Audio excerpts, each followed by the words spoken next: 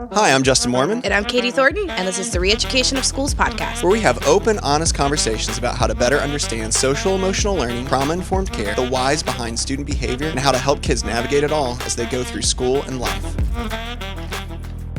All right, welcome back to the conversation. This is episode 4, Be the Banks to My River, the Power of Relationships. We're going to dive into talking a little bit about just relationships, what those look like. It's different than it's more complicated than what it seems. Yeah. I think is kind of what our thought process is and what we've realized. It's easy to think that relationships are easy with kids, and yet maybe there's more to it than what we really think. And I think as we talk, the bottom line is it's the most important thing you're going to do. Yeah. It is the essential thing that is going to heal kids and build that resiliency. All starts with a relationship. And everyone says, well, I have relationships. Yeah. But I think understanding really what relationships are and what they mean is totally different. Yeah. Yeah, it's interesting because I think there's like almost an offense that's taken if you tell teachers like, oh, you've got to build relationships, because I think it insinuates that they're not building relationships, and that's not what we mean. I think when we say that, I think it's just the type of relationship you build and the why behind it and what that looks like, the intentionality, all of that. We'll kind of talk about all that, but I think that's the initial feeling is almost like an offense, like what? So you're saying like I didn't build or I don't build relationships. I'm not good at that. Yeah, because and I think a lot of educators, hopefully, especially when you're talking about like younger grades, you would hope that like elementary school educators, people in education, that you would get a lot of like, oh, you're really good with kids, like just out and about in life, that people would say you're really good with kids. Or that if you're in those older grades, maybe it's like, oh, you just do such a great job of like connecting with, teenagers. You always have to do such a great job of that. Like those are things that people probably hear or hopefully should hear if you're in education in those spots. Yeah. You shouldn't hear. Take notes on this. Write this down. You shouldn't hear that you're terrible with kids. Like if you're an educator, if you hear that, perhaps you have chosen the wrong profession. Yeah. I think that's maybe it. So, but I think that people therefore get offended a little bit.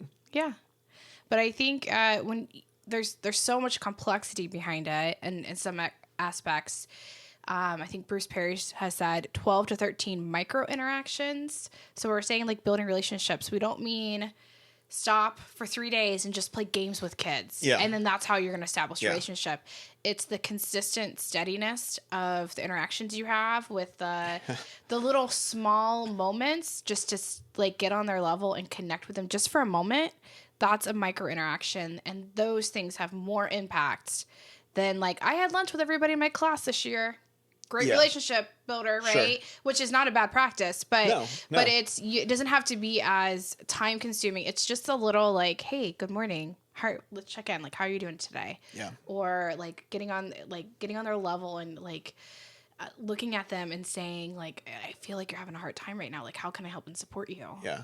I think the authenticity of it, right? Yeah. And I think because I was happy when you said like just playing games for however many days, it's like literally like when I first started in any of this work, like that was one of like the things that we were charged with as a school at the place I was at the time, was like, hey, for the first week, all you're going to do is fun game activities. And especially where I was at that time, I was like, oh, this is a nightmare of like no schedule and all of that. Like, this is not good. It was actually, I think, partially detrimental at the beginning of our year. Anyway, like I think people can land there though. I say all that to say like people actually land there because they don't really know what else to do. And I think that's, then they land on like just have fun. And it's not necessarily about just have fun. I especially think when you think about like those older students in like middle school and high school, because with like elementary school, you can really land in that spot of doing more like games, fun, stuff like that.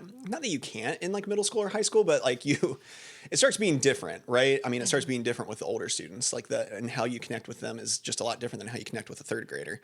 But I think the thing that is true across the board age-wise is people are pretty aware if you're being authentic or not, and that means kids are aware too. So like the fakey types of interactions where those aren't necessarily as meaningful as the authentic ones. Yeah, and I would say like the general talking to like the whole class or those kind of things. Yeah. It's the personal interactions, those touch points. I know we'll talk about this in a little bit, but like applied educational neuroscience, we'll call it a touch point.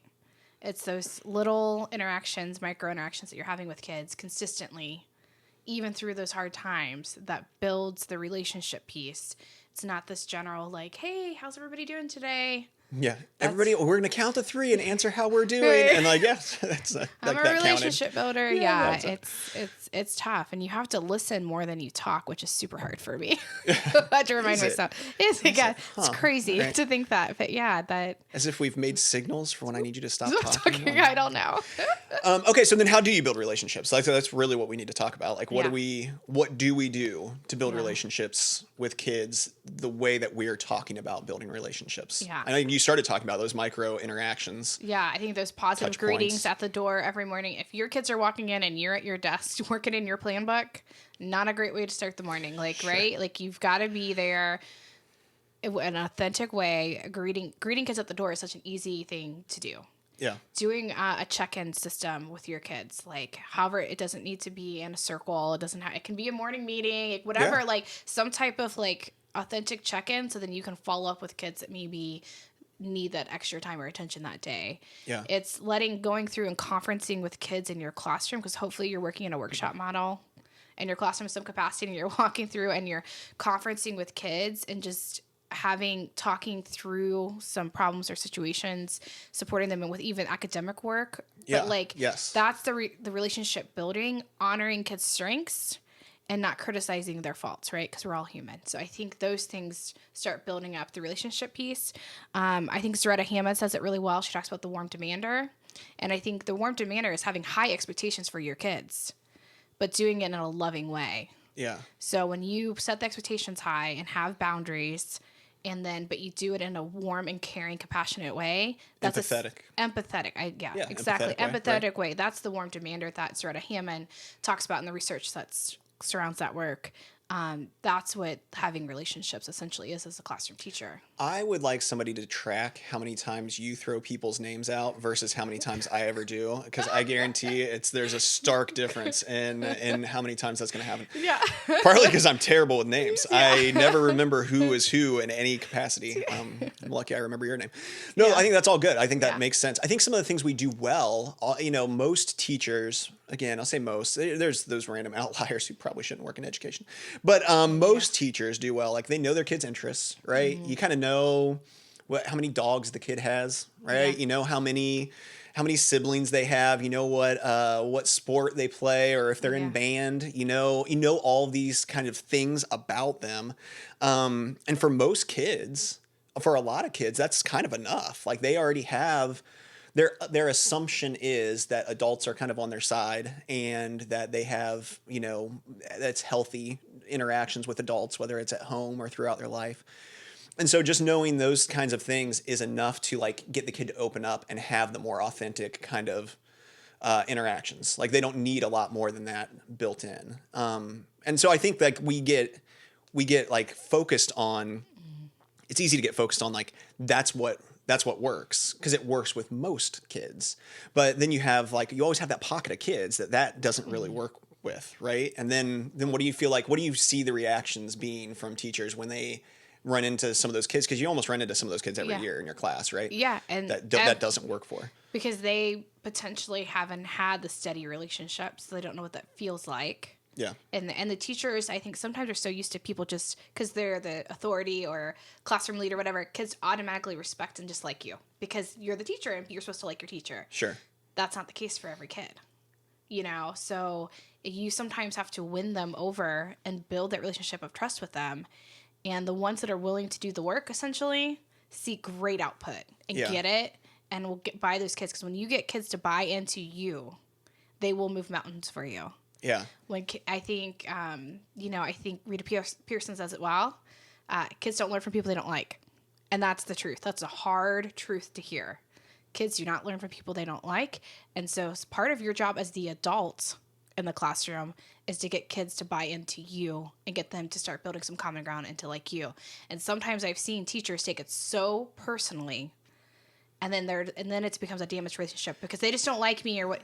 But you, at the end of the day, you're the adult, and you have to work on building that relationship with the child. Okay, so what I could hear with what you just said, and I agree with what you just said, what I could hear as a teacher is like I have to try to be fun. I have to try to like get the kid to like be my buddy. Yep. You know, I have to try to, win them over by being like them and whatever else, like trying to, get them to really like me in some way. But that's not necessarily what you're saying, right? No, because I think, again, that comes across like when people hear that and then try to be in that kind of relationship with a kid, all that happens is it comes across as like super disingenuous. Yeah. Right? Like kids from kindergarten up through seniors in high school, like they are pretty aware pretty quickly when somebody isn't actually bought into them or isn't on their side or doesn't actually want to have a relationship with them, but just is trying to like leverage information about them to get them to do what they want. Those are two different things, right? Yeah, absolutely. And I think why don't you talk a little bit about like the components of a relationship, right? Because I think I think you've done this before. Talk about like when we talk about relationships, it doesn't mean being fun and no boundaries and being someone's buddy. Kids don't need that. They have friends at school. Yeah, they've got plenty of buddies. They need an adult to be an adult and be trusted and have the boundaries and be steady with them. So what does those components of like a relationship look like when we're talking about that? Yeah, and this isn't some like exhaustive list, but like the 4 things that I kind of always go back to myself is like safety, right? Kids have to feel safe. Like people have to feel safe. Like no, and I always, what I hope people can do is like think about a relationship that's not a relationship with a kid. Think about a relationship that you have with like your closest friend that you actually trust, a sibling of yours, like your parent, if you have like really great parents. Like think of a different relationship and what the components of that are, because that's really what these relationships need. So safety, like your closest relationships, you probably feel really safe with the person, that you can actually be physically safe, that you're emotionally safe, that that person has your best interest in mind, even if they may say things that aren't the thing you want to hear. That's actually part of it, right? Like that you're safe enough with this person that that you can kind of let your guard down and that's okay to just be who you are. You have that kind of safety. I think empathy. Right? I talk about empathy a lot, but it's hard because empathy is hard. It's not something that I don't know, just societally, like if we've gotten worse at it or we've never been great at it or it's just out there more now. But I think empathy is such a big part of it. Being able to understand that what these people and you're in a relationship with, in this situation, kids in your class, right? Yeah. What they're coming to school with every day. And that may be not like everything's completely fine for 135 days of the year. And then all of a sudden on school day number 136, the kid comes in and is off. And instead of being like, you always follow the directions and you've always been great, but now you're not. So like you're in trouble in some way or whatever, to be able to understand like, hey, there's something behind this. What do we do? How can I have how can I put myself in their shoes to understand what they're kind of up against? Stability. Like, right? Consistency. And this is a hard one too, I think, for teachers, but like, and for just people, not just teachers. This is a hard one for people. To be consistent is very difficult. And this is why it's so important, which can be annoying. It annoys me a lot. I don't know why. It's a pet peeve of mine. But when people are like self-care, like you got to take care of yourself. But you do have to take care of yourself because if you come in on Monday and you're great, and Tuesday, and you're great, and everything's fine. And then Wednesday, your dog peed all over the floor, and your own children were a hot mess trying to get ready for school, and your car broke down, whatever. I don't know. You had a fight with your spouse. And then you come to school, and you let that, like, just throw you off, and you're, like, off. You're snapping at the kids, and you're being really fussy, and all these things. Like, you're kind of a jerk, you're really short. That, like, then the kids are like, well, now I don't know what to expect. I don't know which Mr. or Mrs. whoever am I getting today. And for any kid, first of all, any good, like the good kids, the quote unquote bad kids, the quote unquote tough kids, whatever you want to call, for any of these kids, like that is very difficult to operate in if you're like, I don't know which teacher I'm getting today, like personality wise. So you got to find a way to be consistent and have stability and to where the kids know what they're getting every day when they come in. It's comforting. It is. Yeah. Well, it's comforting for all of us, right? We all want to have stability. And that might mean part of your schedule, like how scheduling is consistent and stuff. But I think more than that, it's about like you, like that no matter what's going on in the day, you are a consistent kind of rock stable place for kids to come. And then all of that stuff I think plays into trust, that the kids can trust you and that you trust kids, right? Goes two ways. It does. And kids know if you don't trust them. And so even when there are times where you have maybe a tough kid, a kid that you have a harder time trusting, that's a conversation I have with kids. Like, hey, like it's really hard for me to let you go do X thing, or to believe you when you say that, you were working yourself last night and didn't have time to finish the homework and whatever else. Like it's hard for me to believe you because this is what I've seen from you before. Does that make sense? I also have empathy towards you. Like, let's give you some grace, but do you understand where I'm coming from? Like kids really need to know where we're coming from. And they are actually really great at having empathy and giving us a lot of grace if we can tell them. But those, I think about relationships that aren't your students. Think about what are the components that are important to you in those relationships. Those same things are probably important to the kids coming from you.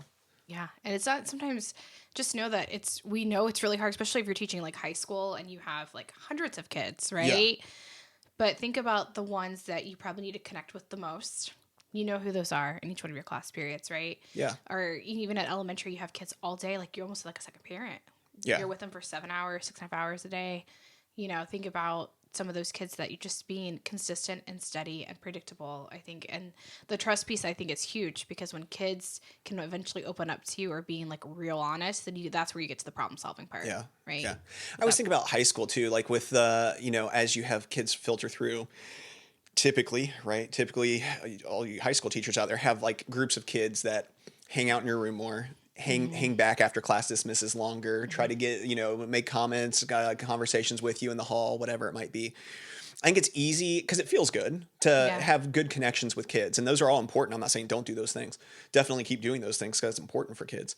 But I think it's also important then to like try to identify the kid that doesn't have that and reach out and make even, again, those micro interactions. Find touch points where you can go in and talk to those kids and try to build some kind of relationship where I think especially the older that kids get, the more important it is that they realize that they are seen. That like, I'm actually seen. I'm not just like being, like cattle just being herded through room after room, but like I'm actually being seen by somebody and it matters to that person that I'm around. I think that's such a huge deal. Again, a slight shift for elementary school. I think that's also important. I don't know that elementary school kids are quite that brain development wise. They're not quite that aware yet, maybe. Yeah. But I think, in high school, like, man, find those kids that need to be seen and let them know that they're seen. And be intentional about it, which kind of goes back to like, why does this relationship thing matter? Yeah. Why does it matter? Like, what are some components? And I think it goes back to, this is going to be foundational for anything else we talk about. Yeah. So if we want to talk about keeping kids regulated, you want to talk about problem solving behavior with kids, getting kids to, making some shifts with that, connecting with families. You talk through getting kids to finish assignment. Like, the relationship practice is going to make all the difference in the world. Yeah. Well, just like unhealthy relationships impact the brain, right? In the world of trauma, informed care, like we hear that a lot, right? Like negative relationships, unhealthy relationships, unhealthy interactions with people, they change the brain. They actually change how the brain functions. Yeah. How it's wired. Yeah. But shouldn't be crazy, but I think what we were slower to buy into overall society is just like that happens. Healthy relationships also change the brain. Yeah. Like and I'm not pretending to be a neuroscientist by any stretch of the imagination, but I've heard enough from people who actually are that that it actually you start talking about like neurons that start firing differently, different connections that start being made because of healthy relationships that actually start reactivating parts of our brain that maybe we've shut down or haven't had as active. It's crazy. Yeah, it kind of talking about like neuroplasticity, right? So I was just going to say neuroplasticity. Is that what you're going to say? I was just it was on the tip of your tongue. Mm-hmm. But like kind of going back to the title, right? So that's building those deeper connections. And then we're actually, the more practice and interactions kids have, this is why it takes time. Yeah. Because we're building that new neural pathway for kids to not be living in their downstairs brain, to get them to realize love literally can bring them up to that upstairs brain, that whole idea. And then it goes back to the title. We talked about the title being like Be the Banks by River. I think you give a great analogy about water and kids and relationships. It kind of reminded me of this on top of the neuroplasticity. Yeah. Neuroplasticity is what I was going to say. Yeah. No, I think that when you think about kids, because again, like then we can hear some of this, like, and it can feel to me, it felt very like lovey-dovey. Yeah. Hug these kids into doing what you want them to do. Right. Like, I'm like, that's all it takes. And like, very hippie-ish. I don't know. It's maybe a shock. That's not where I land. And so I was like, well, what does this really look like? What does this really do? And the reality is that healthy relationships have expectations. They have boundaries. I can't, just in my relationship with my wife, I can't just, there are boundaries that we've set up. I can't just go do whatever I want. I can't just say whatever I want to, I have like, there's mutual respect. There's all these things. And it's kind of like, we use those as like a dam, right? These boundaries is like a dam. Boundaries are like a dam. Yeah. And for kids especially kids that struggle, especially kids that have been exposed to a lot of trauma, you take away the dam and the water's just going to go everywhere, right? It's going to go wherever the water happens to go, and it's going to do whatever the water happens to do, and it's going to damage whatever the water happens to damage. And when those situations, we can't be like real mad at the water, right? You can't get real mad at the water because the water just did what it's supposed to do. You have to be willing to understand, like, that's what water does. That's where these kids are at right now. We have to have boundaries that are, again, good, that are healthy, that aren't just like, listen to me because I'm authority, but like that are explained to kids. And again, most of our kids are going to fall in a spot where they like just basically get it. They're basically on board already. Yeah. I just think that it's different for those kids that struggle more. Yeah. Right. And so we have these dams that have to be built, but building a dam takes a lot of work. Yep. It doesn't just happen overnight, right? Yeah. It takes a lot of work.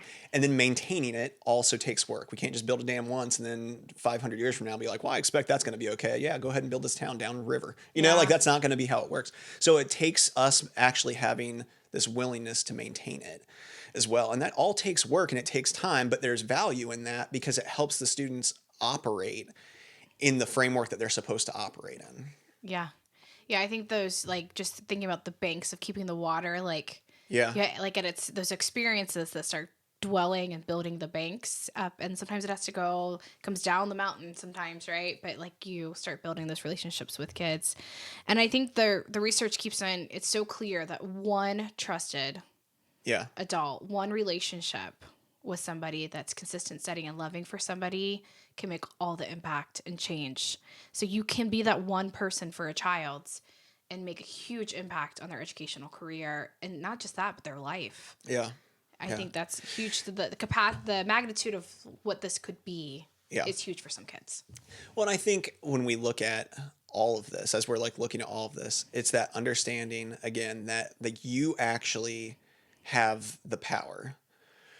And I think this is where teachers also kind of balk at this idea of like the relationships being, because again, and I think like a reoccurring theme for us probably throughout this podcast and throughout this work in general is like being vulnerable, because it's actually a very vulnerable thing to have to do and a very vulnerable place to have to put yourself to say, just a relationship with me actually has the power to change the trajectory of this kid's life, right?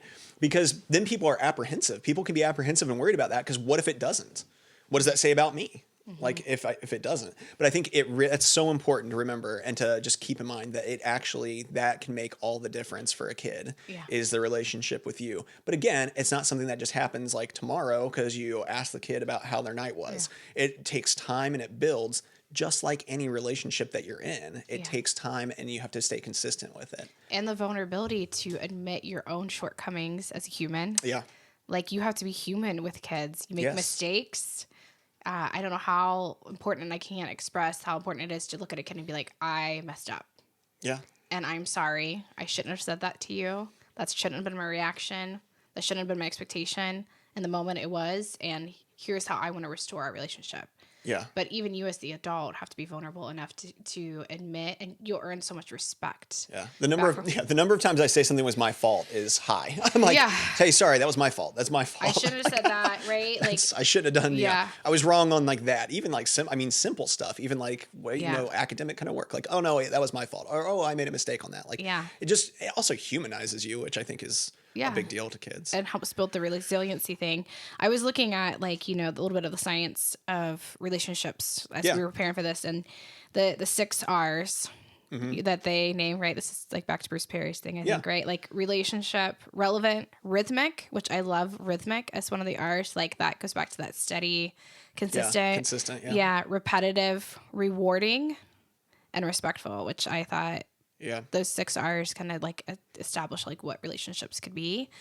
Also looking at relational poverty and how that doesn't have any boundaries with it. Doesn't have anything to do with poverty, but it just basically relationship poverty is anyone can experience this, especially with us being digital. And we talked about this at, I think maybe our first episode, like kids aren't different, but like our society is different, right? Yeah. The digital thing that we're missing, those personal relationship interactions, which is relationship poverty, which means you're missing that void of having that consistent steadiness in your life from somebody. Which again just affects your brain too. Like your brain isn't building some of the stuff that it should be building, that we're designed kind of like how humans work, how our brains work. Like they're supposed to work in a way that we get better by relationship. Yeah. And that has like the relationship poverty has no boundaries in terms of socioeconomic. Yeah. So like any community, you've got kids, you may say, well, they live in this great house. They have all this stuff. Yeah. Right. They spend a lot of time with the stuff, right? They may not have that relationship piece happening in their home.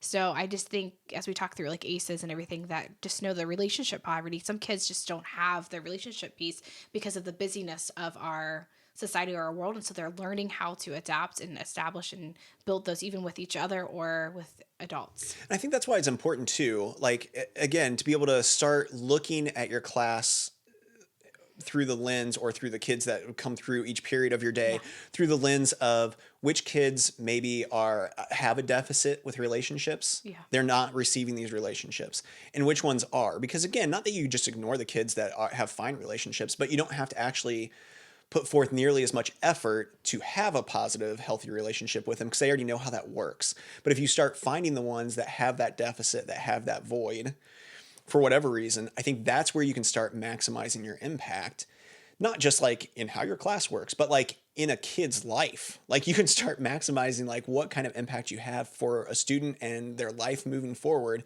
by identifying those kids and working hard to just build connections. And again, I know like most people do this like super well, but you have to like do this really intentionally. It doesn't, like, these good relationships, they don't happen by accident. Like that's just not how any good relationship works. They take time and they take effort. Yeah, it takes time, and it takes time to build that trust for people to start even opening up, and just thinking about even like the relationships that like we have here, like the time that we have spent, right, to eventually share things about ourselves in that safe space, right? Yeah. So that you're sharing with everybody on a podcast now. But I know. There's that. Hey, believe it or not, we need to kind of wrap this up. Yeah. Turns out we're chatty sometimes when we're talking about things. Yeah. You know, as the one thing I wanted to talk a little bit about too, like before we like wrap up, is just the whole idea of restorative practices. Because I think sometimes people get it and sometimes it gets a bad rap. Like I just need to build relationships. I have to get kids in circles all the time. And I think we're experiencing a little bit of that right now. Whole nother full podcast. Yeah, probably, I think we're going to get into it. But the idea of restorative practices is to restore and repair relationships. And it goes back to those relationship practices, to have an open, vulnerable conversations with kids that they feel like, do it however format feels good to you, but it's those private conversations idea. It's repairing adult to adult, adult to kid to kid. Yeah. It's getting, I think we skip the steps so much in education. We just we're done with it. We're not going to talk about it anymore. I've handled it. You two stay away from each other. We're disciplined, right? Yeah. And then the problem's over. The problem's over. We move on. Yeah. We move on, but we've never circled back to restore, repair relationships. And there's so much damage that happens when we never come back to. Kids need closure on the event. You need closure on the event. Yeah. Kids need closure with each other to be heard, so we know how to solve the problem with kids, to be able to to fix those relationships, and we skip it all the time. Yeah, and we could talk about this forever. Yeah. I think one of the things that is important about this idea, these restorative practices, right, is the fact that like adults also, we didn't grow up having practice doing this. Most of us did not grow up having practice doing this, and certainly not in schools really with any kind of consistency. And so there are a vast majority of adults walking around, I would assume, that have a really hard time knowing how to restore something after an issue, after an argument, after a problem, after any kind of... Avoid it. Yeah. Right? Yeah, you avoid it. You don't want to talk about it. You don't want to do things. So I think as you're doing all of this, as you're thinking about all this, think about your own experience, kind of evaluate what your experience has been, and then be willing to practice this. It is hard to like circle back around. There's so much value though in circling back around after something happens, whether it's with kids, whether it's with your spouse, whether it's with just your friends, to circle back around and be like, okay, we're all like lower key now. We're not all upset. The situation is done. How did that make us feel? Like, what can we do to avoid it next time? How did I feel about it? This is how I felt about it. Like, let's restore this relationship and figure out how to move forward and come up with a plan moving forward. It's invaluable to do that. And if we can teach kids how to do that, this skill is way more important than any singular academic thing that we can teach kids, is being able to figure out how to work through stuff with other people. Yeah, and I think what I heard you say, when you're more low key, when you're regulated, right? Yes. Yeah, we don't address things right as they're happening. If you could stop correcting my language on the podcast, that'd be really great. He meant regulated, is what he meant. Well, that's all the time we've got today. So, no, that's exactly right. Though it's right. Yeah, when you're regulated. So that goes back again. We've talked about it to death, and we'll talk about it more. But you have to regulate first, right? Before and then come back and circle back when you're in the right headspace. All right. What do you want people to know? Takeaway. I think that the relationship thing is not going to fix everything. So if you have a relationship with kids, you're not going to have any problems. That is false. Sure. You are going to have problems. Sure. But it's the foundation to solve the problems. Yes. Right. So I think we got to go there. That kids know when you care. They know when you love them. They know when you hear from them. That they need a steady, trusted adult. So I think working on yourself and finding that time and space for you to care for yourself is really important. And I think go back and think about all the great teachers you had in your life. I bet you can find one foundational person that was there for you, hopefully, in your educational career, that was so consistent. I know I had that, and it made the biggest difference, I feel like, for me projecting forward. I mean, really, mine comes down to just be intentional, do stuff on purpose, build relationships purposefully, not just like expect them to happen, and be authentic. Like, be real with kids. It doesn't mean share all your business or whatever, but like, I mean, be appropriate, but like, be real and authentic. That's really where I land. Yeah. I was going to leave with this bucket because it's my favorite, to quote by Bruce Perry. And it just says, the more healthy relationships a child has, the more likely he or she will be able to recover from traumatized situations and thrive. Relationships are agents of change. I think that's powerful. And the most powerful therapy is human love. Yeah. So it's great. It seems simple. Like, it seems like a simplified thing, but again, like, it takes, you can hear, we talk about it forever. We could talk about it way longer, but like, it takes being purposeful and intentional. And there's a lot of components to it that, my gosh, that's what people need, is other people who care and love about them, and healthy relationships. Yeah. Yeah. Well, as always, we thank you guys for joining the conversation, man. If you have questions, we would love to hear those questions. If you have like, man, you made this one comment, and we really want to hear you talk more about that for like 30 minutes. Yeah. Preferably with Katie using jargon and Justin getting it wrong. Like, if there's anything like that, like, let us know. We love it. We just love that you guys are a part of this conversation with us. And we just hope that we can all go out there and keep this work going. Yeah. Keep on doing the work.